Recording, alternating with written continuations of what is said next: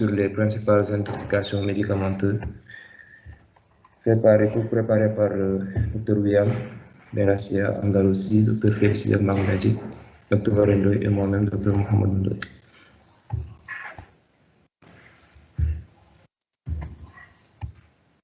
Pour ce faire, nous allons utiliser le plan suivant. En définition, les intoxications médicamenteuses c'est l'ensemble des manifestations pathologiques qui résultent de l'ingestion d'une quantité anormalement élevée de médicaments. Elle peut être accidentelle ou volontaire, domestique ou thérapeutique. Donc, pour l'intérêt épidémiologique, ces intoxications médicamenteuses sont fréquentes en pédiatrie, constituant la deuxième cause d'accident domestique après les traumatismes et devant les brûlures. Elles sont plus observées chez les enfants entre 1 et 4 ans avec une prédominance masculine. Et les intoxications volontaires, par contre, sont plus observées autour de la puberté avec une prédominance féminine. Pour l'intérêt diagnostique, le diagnostic repose essentiellement sur l'interrogatoire du patient et ou de son entourage. Et également la consultation de l'emballage du produit si il est disponible. Pour l'intérêt thérapeutique, le traitement est essentiellement symptomatique, plus ou moins associé à l'administration d'un antidote spécifique s'il en existe. Le pronostic est très varié en fonction du médicament ingéré, mais également de la quantité ingérée et du délai entre l'ingestion du médicament et la consultation, donc la prise en charge du malade. Donc, comme rappel, nous allons parler des mécanismes caractéristiques de l'intoxication. On a deux types d'intoxication. L'intoxication aiguë qui résulte de la toxicité immédiate et de la quantité de produits qui est présente dans l'organisme. Et l'intoxication chronique qui est consécutive à l'exposition répétée ou prolongée à un toxique. Ces manifestations cliniques sont dues à l'accumulation du produit ou au contact répété.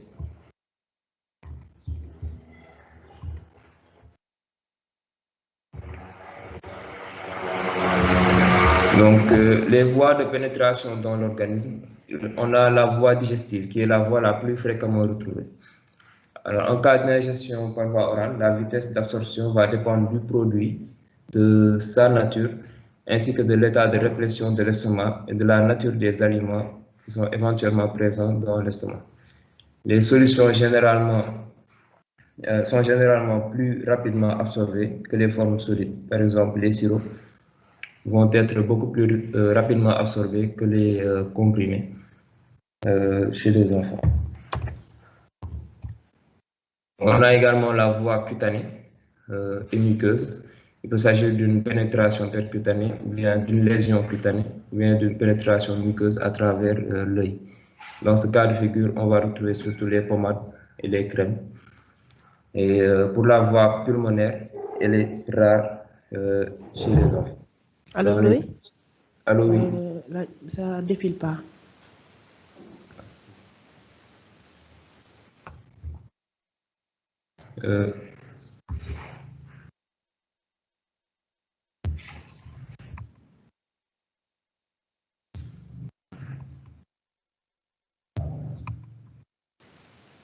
Oui, c'est bon.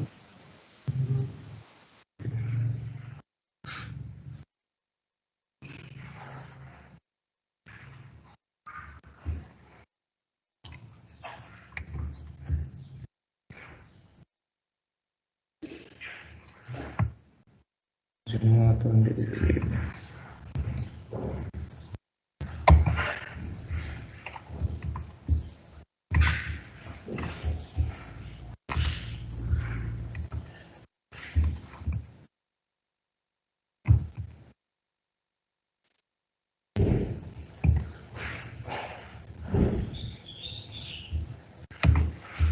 C'est bon.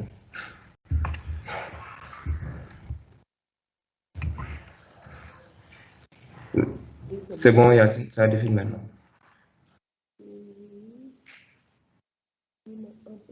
Tu as mis mon diapositive, donc à côté, c'est réduit.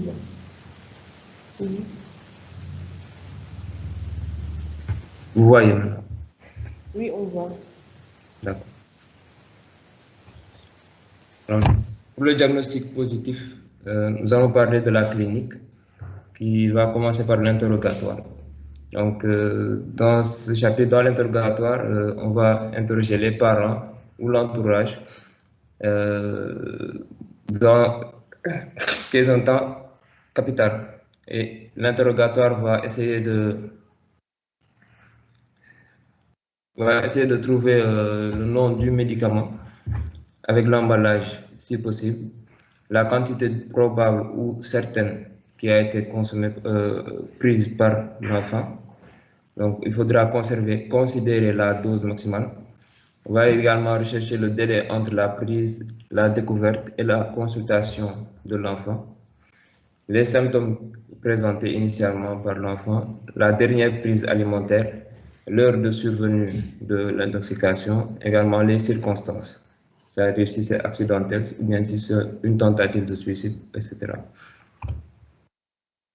L'examen physique va permettre d'évaluer la situation clinique, d'apprécier l'état des fonctions vitales, et il faudra rechercher une atteinte neurologique, à savoir un coma toxique, un syndrome pyramidal qu'on va retrouver surtout avec les antidépresseurs, un syndrome extra-pyramidal avec les neuroleptiques, des convulsions, les antidépresseurs, théophylline, carbamazépine, un myosis serré avec les opiacés, une mydriase peu réactive, peut-être causée par les atropines ou bien les antiparkinsoniens, ou bien des hallucinations avec les antihistaminiques ou bien l'atropine.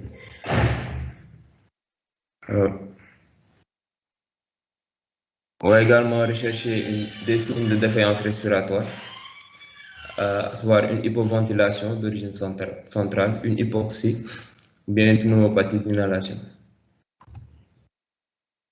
Des signes également de défaillance cardiovasculaire doivent être recherchés, comme une hypotension, un collapsus cardiovasculaire, un état de choc, qui peut être un choc volémique, vasoplégique, cardiogénique ou bien anaphylactique, des troubles du rythme variés ou bien un arrêt cardiaque. On va également chercher des troubles digestifs, à savoir des vomissements, la diarrhée ou bien des douleurs abdominales, une atteinte hépatique avec une nécrose hépatique qu'on va retrouver surtout avec le paracétamol, des atteintes rénales, à savoir une insuffisance rénale aiguë fonctionnelle ou bien organique, ou bien des troubles de la thermorégulation comme une hypothermie ou bien une hyperthermie. Comme examen paraclinique, on va demander la glycémie, voir s'il n'y a pas d'hypoglycémie avec les antidiabétiques oraux, l'insuline ou bien les salicylés, d'hyperglycémie, également voir la kaliémie. Donc on peut avoir une hypercalémie avec les digitaliques ou bien une hypocalémie avec la chloroquine ou bien la théophylline. La calcémie également doit être dosée pour rechercher une hypercalcémie avec la vitamine A ou D, les sels de calcium. On doit également faire un bilan d'hémostase et de coagulation s'il s'agit de antivitamine K. Et l'analyse toxicologique va permettre d'identifier ou bien de doser le toxique qui est en cause.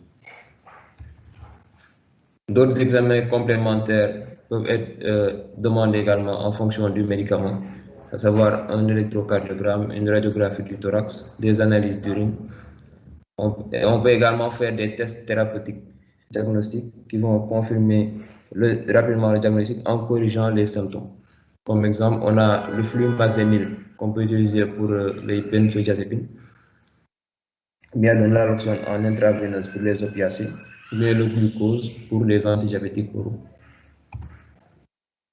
Alors, on peut avoir des signes de gravité comme des troubles de la conscience, des convulsions, une détresse respiratoire, un collapsus cardiovasculaire, voire un état de choc, un arrêt cardio-respiratoire. Également, si l'intoxication survient dans les âges extrêmes, bien en cas d'intoxication massive ou bien polymédicamenteuse. Et devant ces signes de gravité, il faudra faire des gestes